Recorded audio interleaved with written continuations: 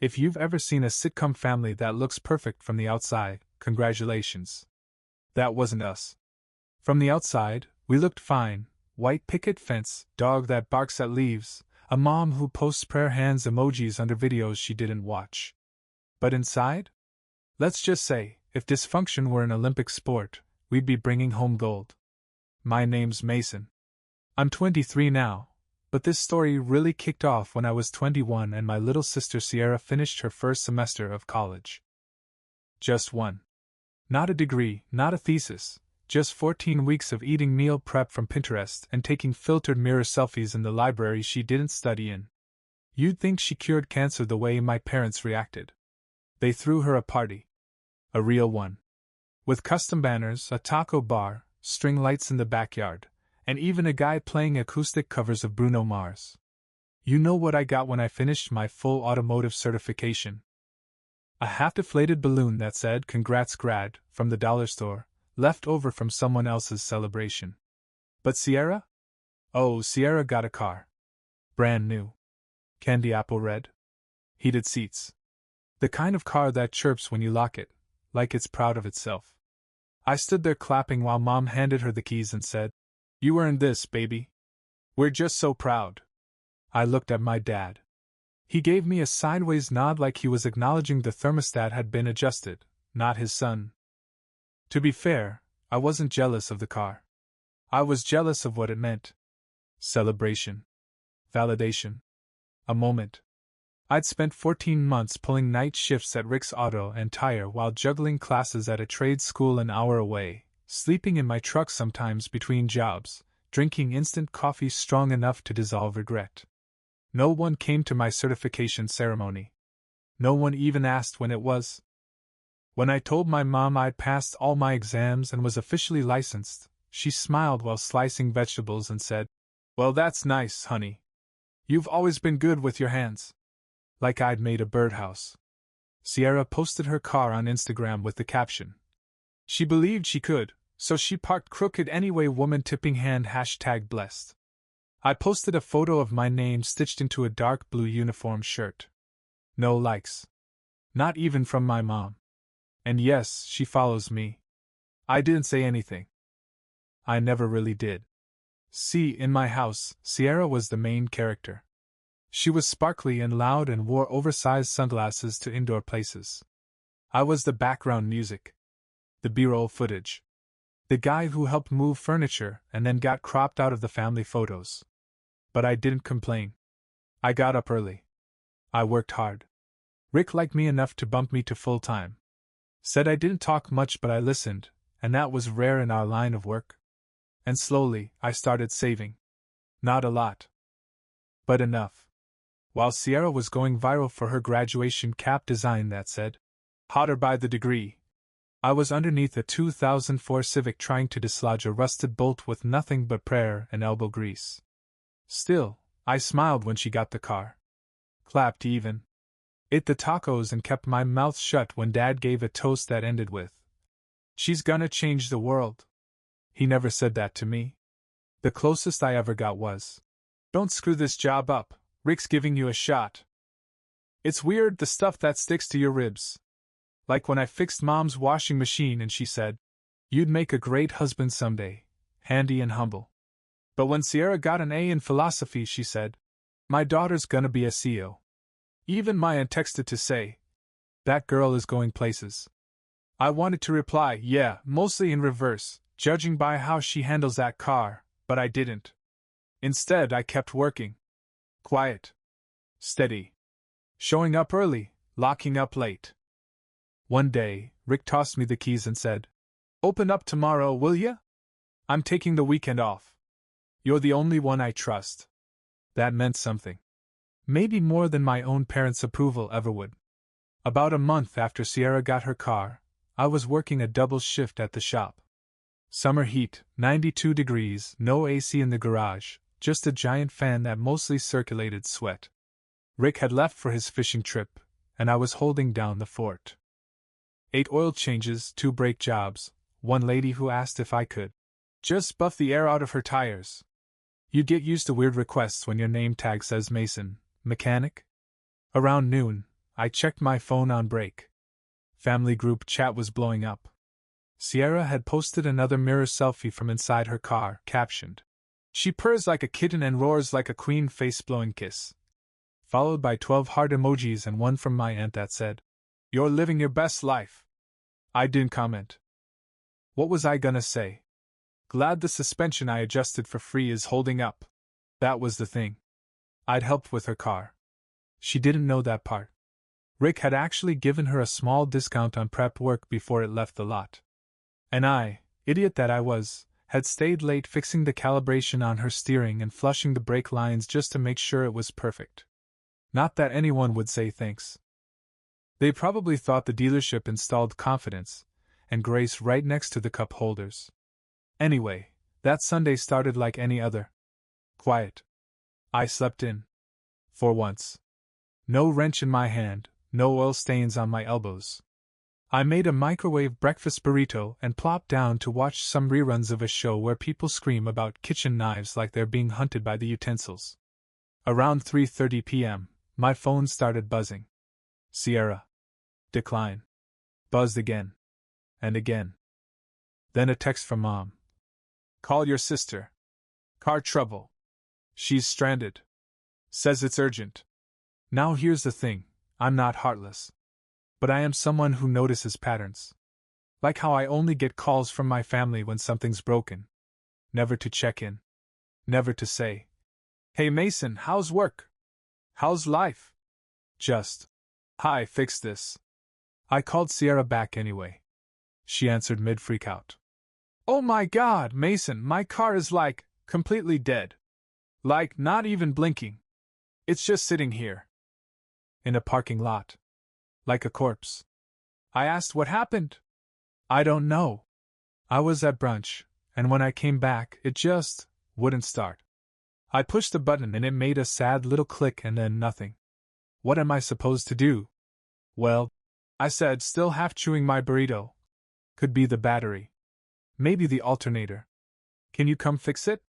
Where are you?" She rattled off some downtown cafe with a name like Exquisite or Yoke Vibes only. I couldn't keep track. I sighed.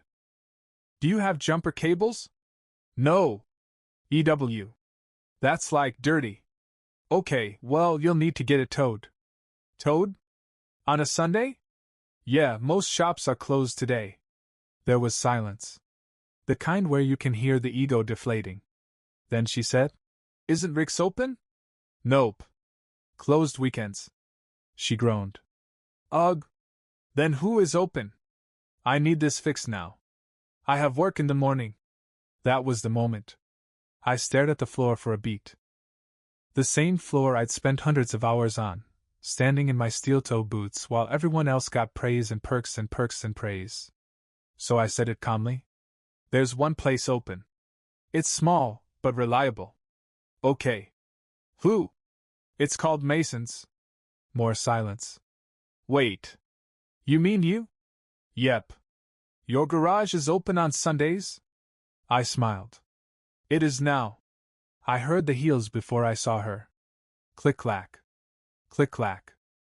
Like someone trying to declare war on a concrete floor using nothing but designer boots and misplaced confidence. I was under the hood of a beat-up F-150 when Sierra strutted into the garage like she was auditioning for a reality show called Mechanics? EW. Hair curled. Nails done. Purse that probably cost more than my entire socket set swinging on her arm like a badge of privilege. And yes, sunglasses. Indoors. "Mason?" she said, looking around like she'd walked into a barn. I ducked out from under the hood, wiped my hands on a rag, and nodded. "Welcome to Mason's." She scrunched her nose. "It smells like oil and sadness in here." "Thanks. That's the air freshener." She blinked. I motioned toward the little waiting area I'd cobbled together from Craigslist chairs and a mini fridge with lukewarm water bottles. "Sit tight. I'll take a look at your car in a sec." She didn't move. Aren't you gonna get someone to do it?" I tilted my head. "You're looking at the someone. But aren't there other mechanics?" "Just me. I'm the mechanic. The manager." And I make a mean cup of coffee if you're into bitter disappointment. She looked around like someone had dropped her on Mars. I thought Rick owned this place. He does. But I run it on weekends. Full access.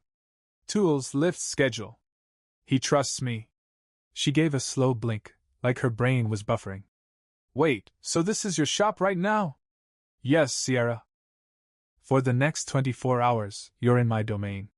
She sat down slowly, like the plastic chair might infect her with blue-collar energy. I went outside, popped her hood, and immediately saw the problem. Her alternator was shot. Classic overdraw. Probably from charging her phone, laptop, and hair curler all at once while blasting music and running seat warmers in summer. When I came back in, she was scrolling on her phone. Is it like dead? Alternator's gone. You've got power, but nothing's cycling. Battery's probably on its last leg too. She stared blankly. English? It's like your car's heart is failing. And the battery's the pacemaker. Which is now also dying. Oh my God! Is that expensive? I gave her a price. Standard. Actually a little cheaper than what Rick would charge. She gasped. That's like my entire brunch budget. I raised an eyebrow. You're lucky I'm open today. Most shops wouldn't even pick up the phone on a Sunday. She looked up. Can you fix it, now? I leaned on the counter. You mean right now? On a Sunday? With no appointment? No, hey Mason, thanks for always being the guy who gets overlooked while I'm out here living my TikTok dream? She frowned. Mason, seriously. I'm stuck. I paused. Looked at her. Really looked at her. She wasn't used to asking. She was used to things being handed to her in glittery bags with tissue paper and applause. This wasn't that. So I nodded. I'll fix it. But you're paying. Full price. No family discount.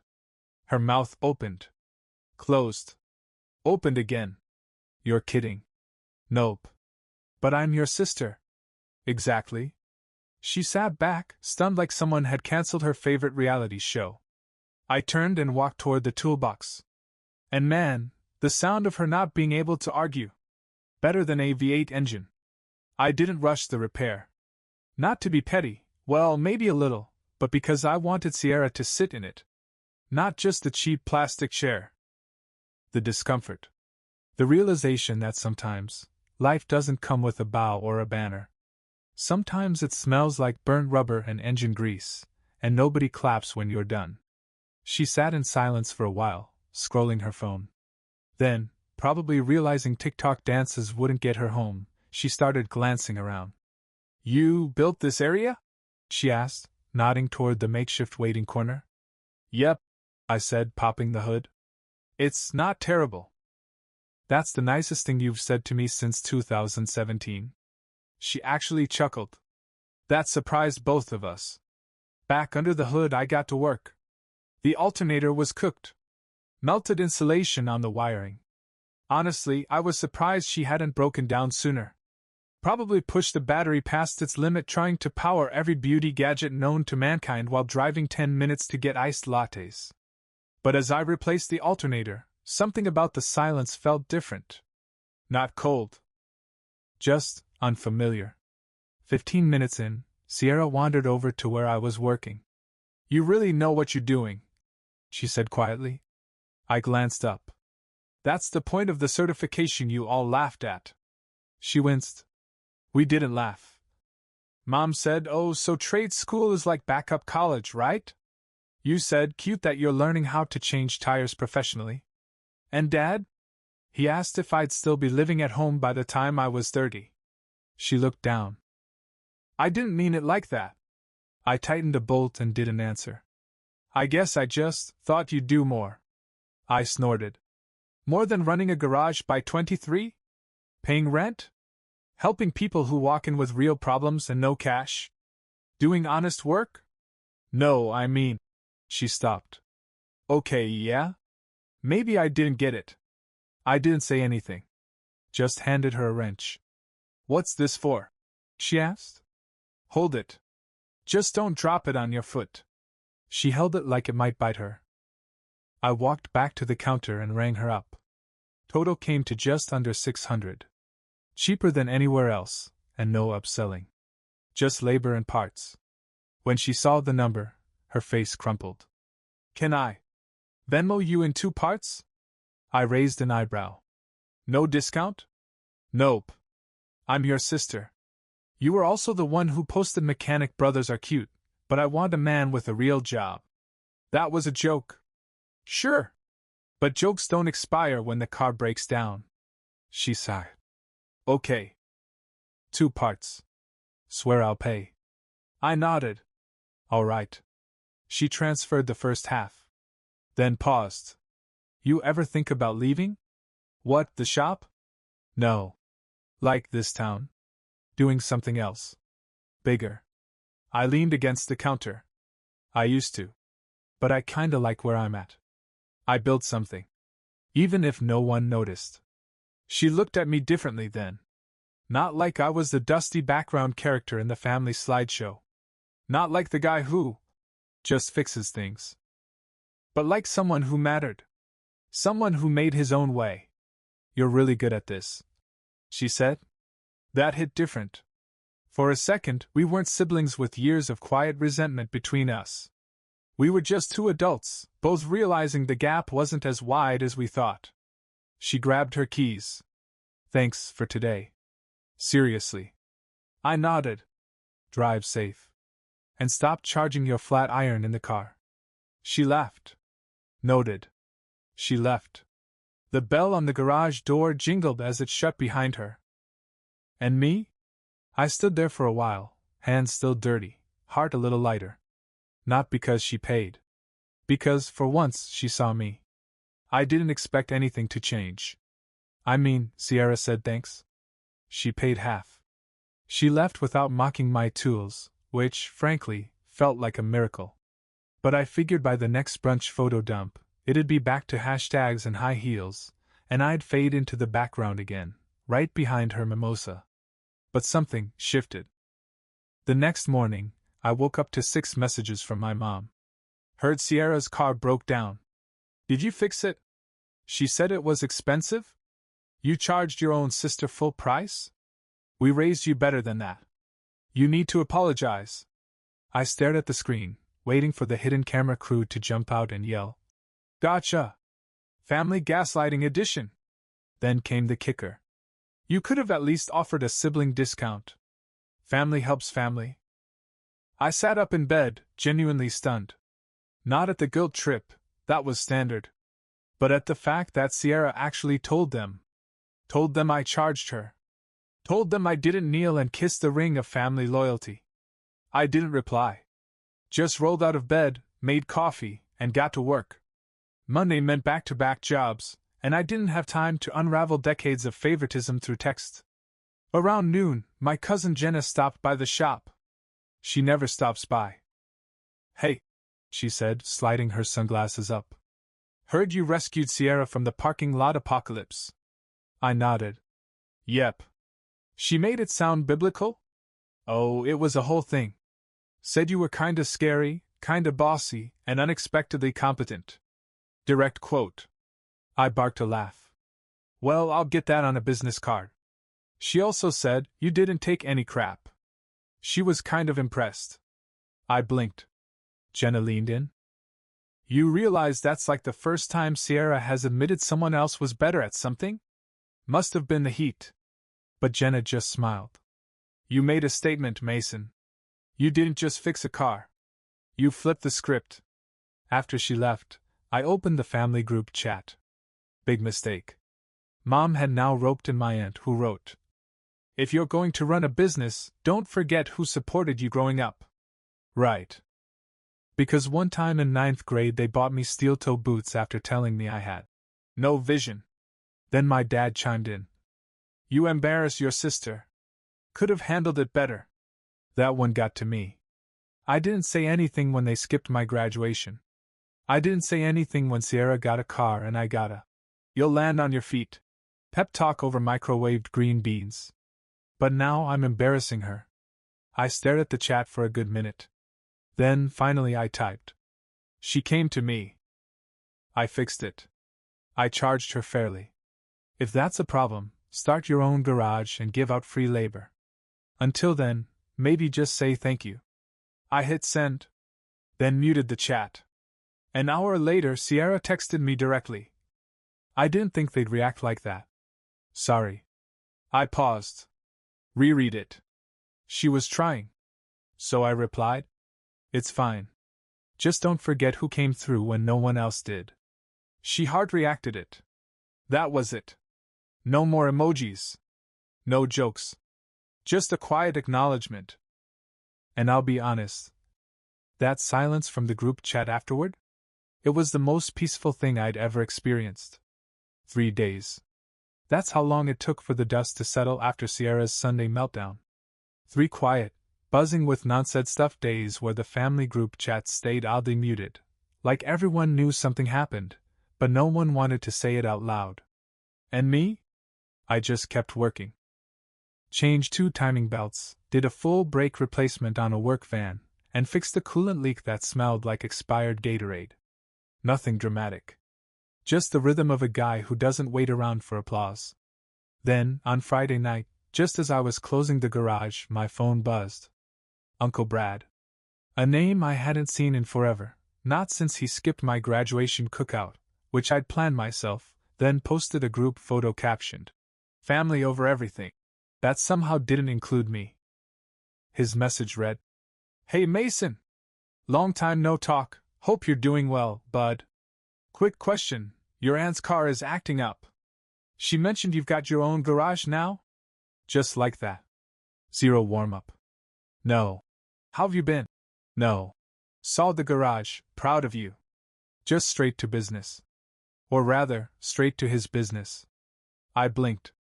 Read it again. And laughed. Because here's the thing, in my family, doing well meant you had something they could use. Suddenly, my name was coming up. But not because of anything I was. Only because of what I could fix.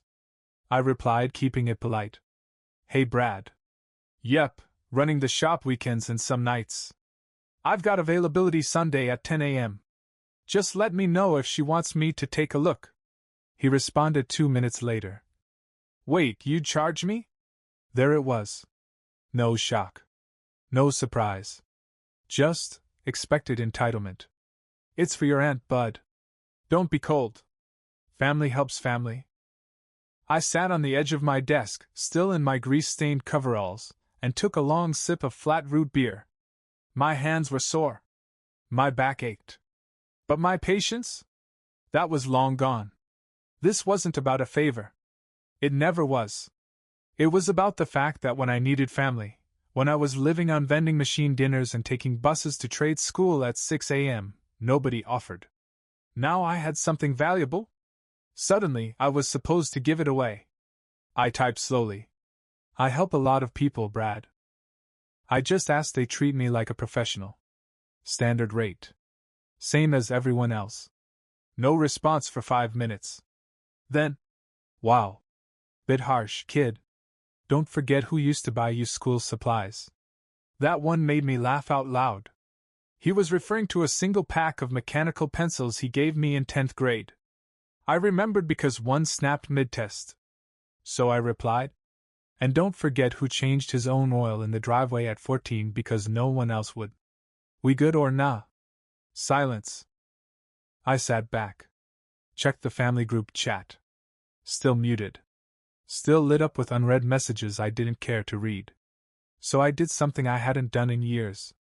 I unmuted the chat. And I typed, "Hey everyone, quick PSA, my garage is open to all. Fair pricing. Quality work. But if your opening line is we're family, help me out, my schedule's full. Google's free. So's humility." I hit send. Muted it again.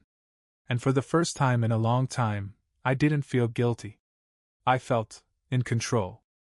20 minutes later, Sierra texted. Uncle Brad's fuming.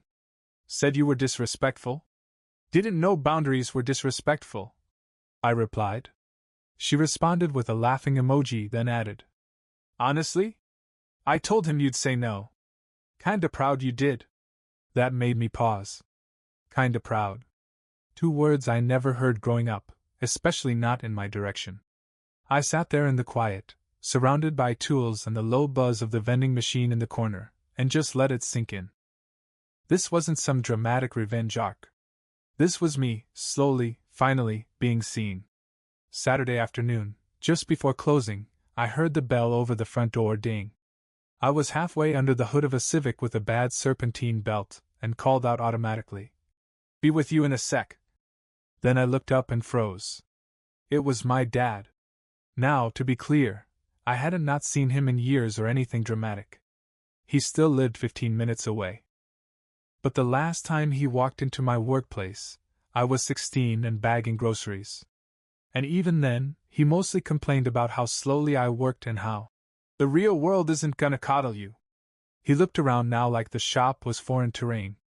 Like he'd wandered into a country where he didn't speak the language and everything smelled like rubber and pride. "Hey," he said. I wiped my hands slowly.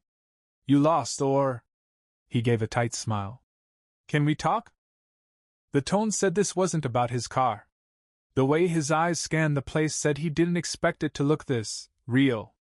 "Sure," I said, walking him to the back office. Basically just a desk, a coffee maker, and a corkboard full of invoices and sarcastic memes. He sat down across from me, cleared his throat. "I heard what happened with your uncle." I leaned back in my chair. "From who? Him? Or the family broadcast team?" He ignored that. "You embarrassed him." I snorted. "He asked me for free labor. I offered a slot on the schedule. I'm not running a donation center." "You could have said it nicer." "I did." He didn't respond right away. Just looked at the floor like it held the answer he came here for. Then he said it. "You know, when you went to trade school, I thought you were settling." I stayed quiet. "Not because I don't respect hard work," he continued, "but because I thought you were giving up on more. You were smart.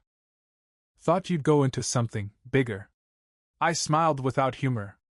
"You mean something you could brag about?" He flinched. "Not much.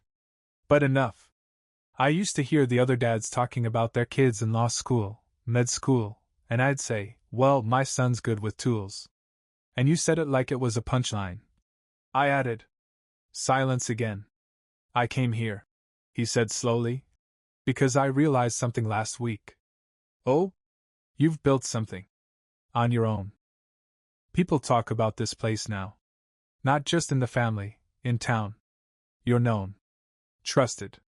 I raised an eyebrow. And I underestimated that. "You." I waited. Not out of rudeness, but because I needed him to say it. "You deserve more credit than you've gotten," he said. "And I'm sorry for not saying it sooner." I leaned forward. "You know, Dad, I never wanted much. Just to be treated the same.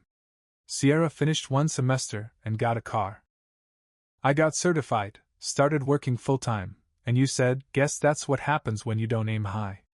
His face tightened. "I thought I was pushing you." "You weren't," I said. "You were betting against me. And now that I've made something of myself, everyone's scrambling to cash in." He looked like he wanted to defend himself. But didn't. Instead, he asked, "So what now? You just shut us all out?" "No," I said. "I just stopped offering free respect." "You want back in? Cool. Earn it. Same way I had to." He looked me dead in the eyes. "That's cold." I stood up. "No. That's the temperature you set years ago." He didn't yell. Didn't slam a door. Just nodded slowly and left the office like he was walking out of a courtroom that didn't go his way. And I went right back to the Civic with the busted belt. Because, unlike half my family, it actually wanted fixing. The next week rolled by like any other. Wrenches. Oil. Country radio. The comforting rhythm of work that doesn't lie to you. You tighten something, it holds. You replace what's broken, it runs better. Simple. Honest. Unlike, say, being part of my family. Rick stopped by midweek with donuts. He was the kind of guy who didn't say much, but when he handed me the keys on Friday and said, "Full Saturday's yours again, they trust you more than me now," I knew what that meant. I'd made a name. Not a flashy one. Not the kind that got birthday cakes or framed in the hallway next to law degrees. But the kind that mattered to real people when their car wouldn't start and they didn't want to be scammed. Saturday morning, I opened up the shop early. Cleaned up the grease trap. Set up the waiting area with water bottles and some fresh coffee I'd picked up from the corner cafe. The regulars liked it when I did that. Around 10, the bell jingled. Sierra. No heels this time. No sunglasses inside. Just jeans, sneakers, and a nervous little smile like she was worried I'd toss a wrench at her for sport. "Hey," she said, walking in. "Don't worry. Nothing's broken. Yet." I nodded. "If it is, I charge double for influencer attitudes." She smirked. "There." She handed me a box, plain, small, kind of crookedly taped. "What's this?" "Open it later," she said. "Just, not in front of me." I raised an eyebrow but didn't argue. Then she paused. Looked around the shop. The walls. The shelves. The worn-out posters I still hadn't replaced. "You really built something here," she said quietly. I shrugged. "Still feels small some days."